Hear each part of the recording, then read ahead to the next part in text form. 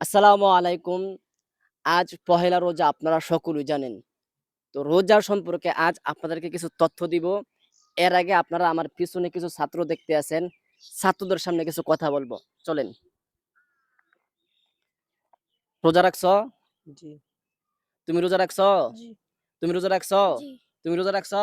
জি না, তুমি রোজা রাখছো? জি, রাখছো? মাশাআল্লাহ। হ্যাঁ, রোজা রাখছে? জি, মাশাআল্লাহ। তোমার বয়স কত? সাই, ৪ বছর বয়স। তুমি রোজা রাখছো? মাশাআল্লাহ, মাশাআল্লাহ। তোমাকে আজকে আমি একটা পুরস্কার দিমু। হ্যালো, এইটা তোমাকে পুরস্কার। পুরস্কার হিসেবে দিয়েছে, খুশি হইছো নি? খুশি হইছো? মাশাআল্লাহ। তো আমি জানি না যে এই ৪ বছরের বাচ্চা রোজা রাখছে কিনা, মানে এখন জানলাম। তোমার বয়স কত? 14, আচ্ছা, মাদ্রাসায় লেখাপড়া করতে আছো কয় বছর ধরে? 4 বছর ধরে। ৪ বছর ধইরা। এখন রোজার নিয়ত বলো। রোজার নিয়ত? হ্যাঁ, হ্যাঁ? পারি না। পারো না? জি, তুমি মাদ্রাসায় লেখাপড়া করো কয় বছর ধরে? 3 বছর? ৩ বছর। জি, এখন রোজার নিয়ত বলো। বলো।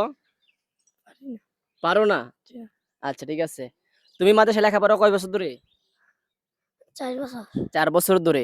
আচ্ছা, রোজার নিয়তটা বলো। পারি না। পারো না? তুমি মাদ্রাসায় লেখাপড়া করো কয় বছর ধরে? জি, 1 বছর হইব। ১ বছর হইব। জি, আচ্ছা, এখন রোজার নিয়তটা বলো। জানি না। জানো না? তুমি বলো রোজার নিয়ত। জানো? জানো না।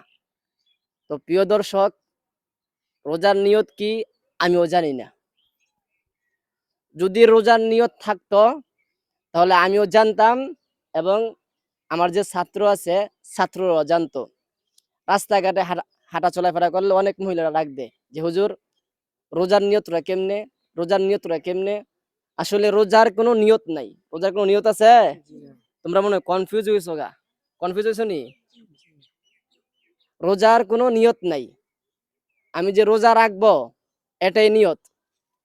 যখন শেষ রাইতে আমরা সেহরি খাইতে উঠছি, আমাদের নিয়ত হয়ে গেছে।